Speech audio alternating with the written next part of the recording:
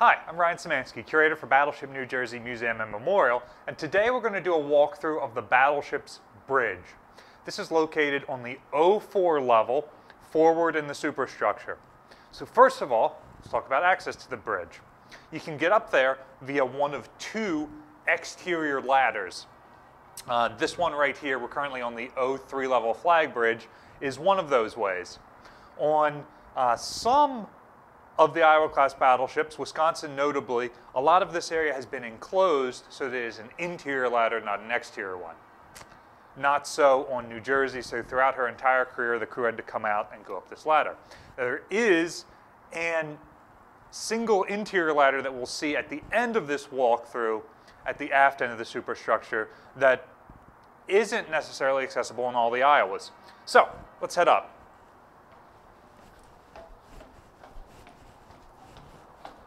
So we've got one of these ladders, each port and starboard. Everything we see up here is more or less going to be mirrored from one side of the ship to the other. And you've got bridge wings like this so that the commanding officer can sit out here. He's got his Polaris here so he can navigate. He's got a phone right by his chair so he can call things in. He's got everything he needs to con the ship from right here, so if we're going into a pier on this side, he can be up on this platform or up in his chair and look down, see how close they're getting, that sort of stuff. Like I said, all mirrored. First off, let's head back this way.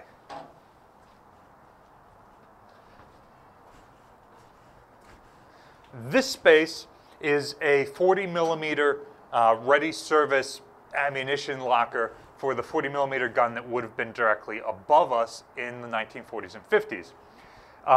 It's probably just used as a broom closet later on in the ship's career, and in the 1980s it gets converted into a Sea Whiz magazine.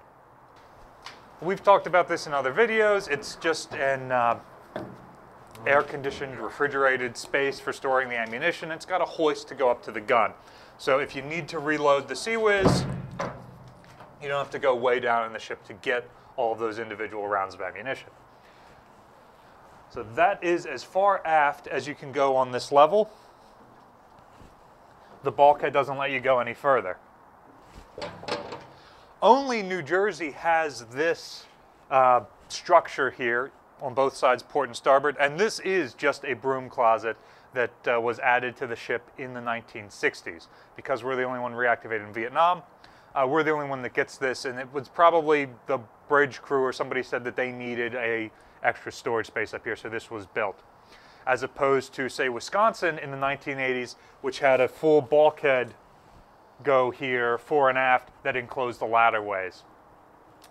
New Jersey didn't get that and could not get that without having this removed.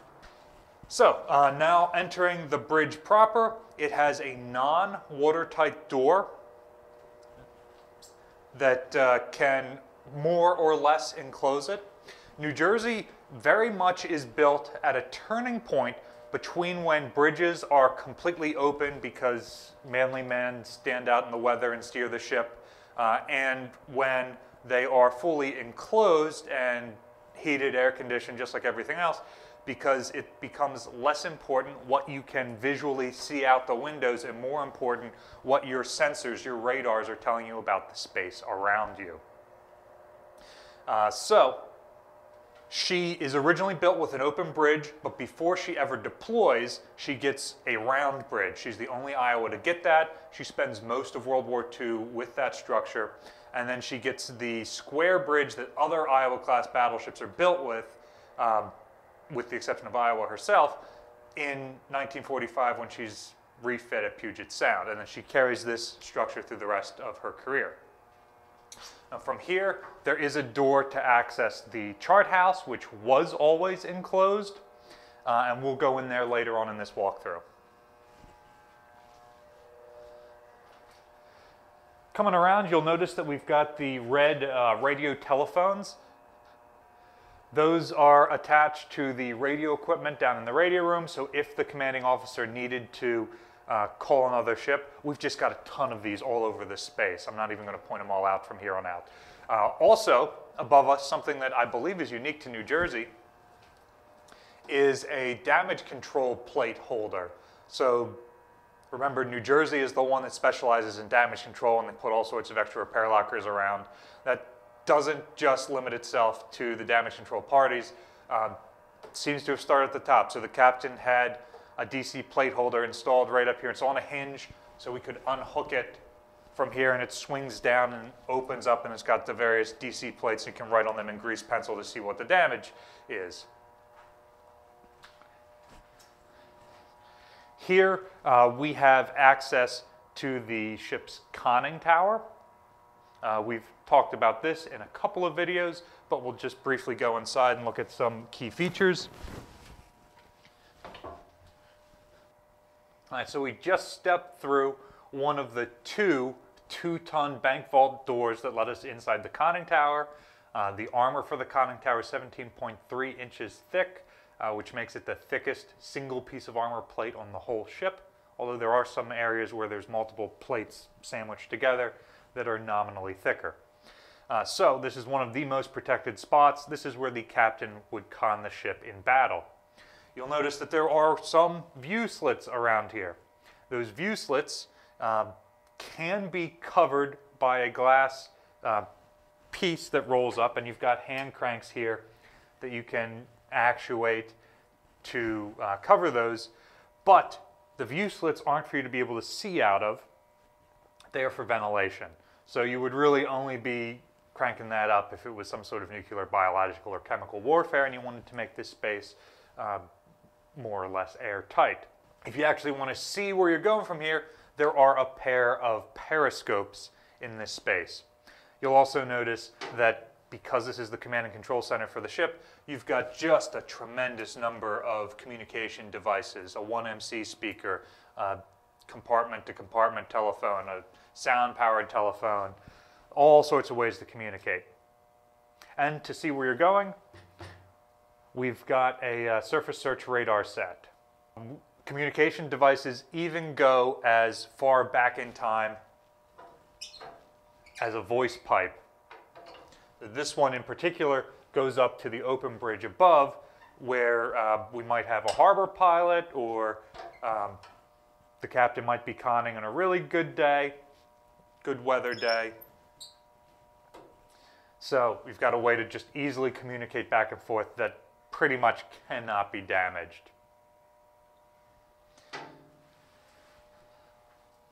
In addition to all of that stuff, we've got the actual steering console here.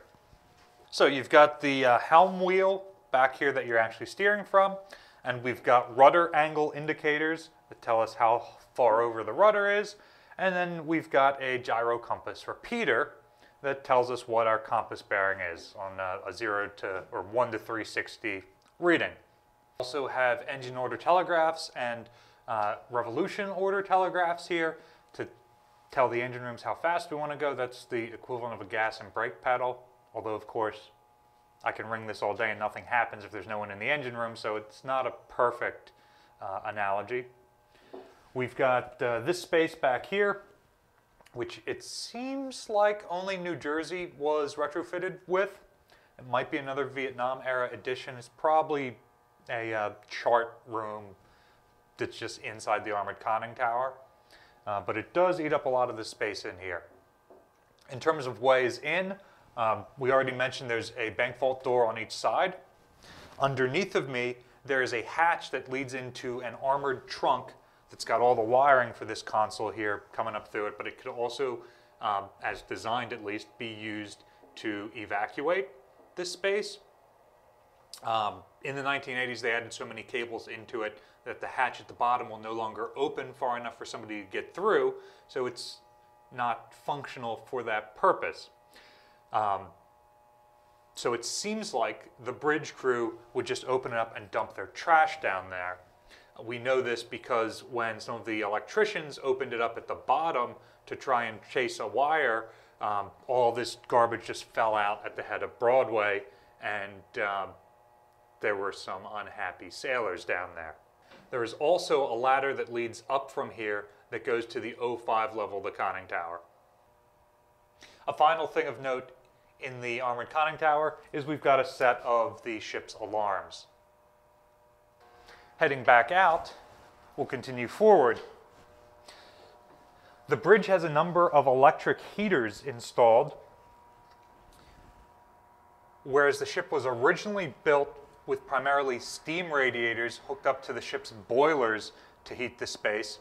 This is another indicator that the space was not enclosed or heated originally. There's no plumbing for the steam radiators coming up here, and so there's no steam radiators. So what do when they enclose this and they want to try and make it a little bit warmer in here? They just throw in the electric heaters. More red phones for days. You've got compasses and radar repeaters out here. Because it's so stuffy in there, it's unlikely the commanding officer or the officer of the deck would spend much time in that space outside of combat. And so pretty much everything in there is also duplicated out here. Believe it or not, we have a number of visitors who come on board the ship, take the full tour, and come back and ask where the bridge is. And we say, what do you mean? It's the space where the wheel was, where all the big windows were. And they're like, oh, well, that doesn't look like on my ship or on X sci-fi ship I saw on television or whatnot, because there's not much room up there. And yeah, with all this equipment, it's very, very narrow. And that's part of the reason why New Jersey's original round bridge was an evolutionary dead end that only lasted a year and a half. They got rid of it and put in this square bridge because now there are corners to put all this equipment into, and you've got more space as you're adding things like radars up here. This is the main bridge, even though it feels like there isn't much space. It's a lot of space for most World War II era ships. On more modern ships, once you get rid of the armored conning tower and things like that, this space becomes far more open. So check out this footage we captured on USS Savannah, a littoral combat ship that was commissioned back in 2022 that we got the chance to visit, along with the mascot of the Savannah Bananas baseball team, which you might see in this footage. Don't ask. We are equally as important as the Savannah Banana. You've got another chair for the captain inside the bridge in addition to the ones outside. If it's bad weather, he might be conning from in here. And again, you'll notice that there are just communication devices all over the place, up to and including the bridge windows, which you could write on in grease pencil. That is copied from a picture of the ship in 1969.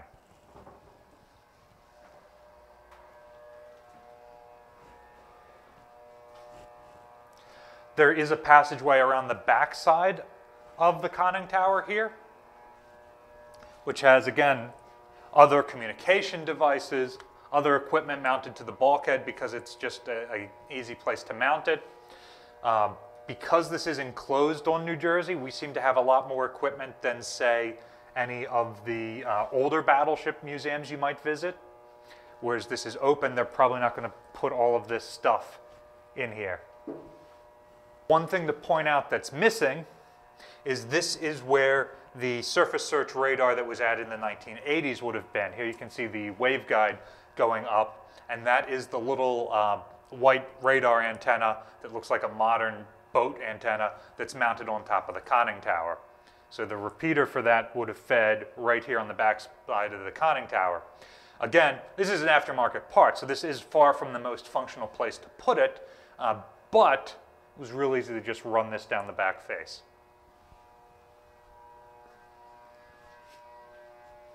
New Jersey has a chart table out here in the bridge section proper.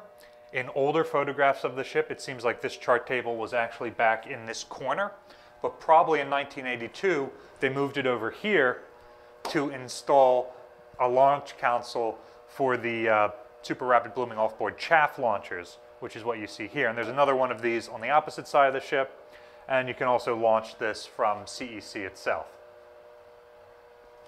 Continuing from the bridge, you can see we've got another door here, and then everything out there is mirrored to what we saw on the other side. And coming through into this space, you've got the captain's at-sea cabin. Actually, on the other Iowa-class battleships, there are 2 at-sea cabins. New Jersey had one of them deleted. So there's this cabin, And then there's the in-port cabin down below. This is the much smaller one.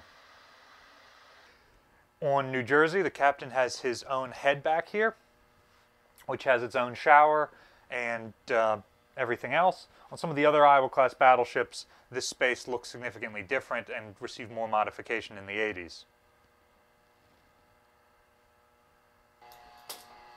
We are now in the chart house proper. You've got a typewriter for typing up the deck log. And then you've got all of your drawers of charts here. So you can just pull out whatever one is appropriate for the area you're operating in and set it out on the workbench. Notice this space does have a steam radiator. This was enclosed throughout the ship's entire career. Paper charts notoriously don't do well out of doors, so this space was always intended to be an enclosed space. And it's even got portholes here because that was supposed to be the forwardmost enclosed space here, excepting the conning tower. We've got another door heading out. Both of these doors feature light lockers, so that is double doors with a space in between that's painted all black, so that if it's the middle of the night, this space might be lit up before we go out into the bridge and shine this light that might then be seen from miles around, enemy submarines, whatever. You've got a door you close behind you, and then you open the exterior door. Heading aft from the chart house, we've got a series of other spaces associated with the chart house. This room is called the middle chart house. And then back here, you've got where the chronometers, the master clocks that you do all your navigation from, are stored. You've got an additional door into the captain's bathroom. And you've got an office space, which was previously the navigating officer's stateroom.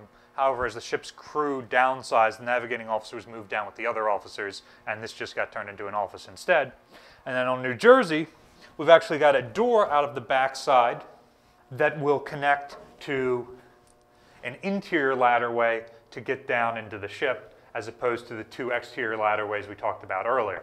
Again, not all of the Iowa-class battleships have this space opened with doors to be able to move to this ladderway. So, is this what you expected to see on a battleship's bridge? Let us know in the comment section down below if it meets your expectations or if it's more crowded than you thought. Were you thinking of something more like a modern ship has, with a big open space and those Star Trek looking chairs and computer consoles? Remember, this is a World War II design and built ship. Battleship New Jersey receives operating support from the New Jersey Department of State, also from a number of other businesses and private individuals like yourselves. We really appreciate your support. There's a link in the description below if you'd like to continue donating to support the museum. You can also support us by liking, sharing, and subscribing so more people find out about us and the channel. Thanks for watching.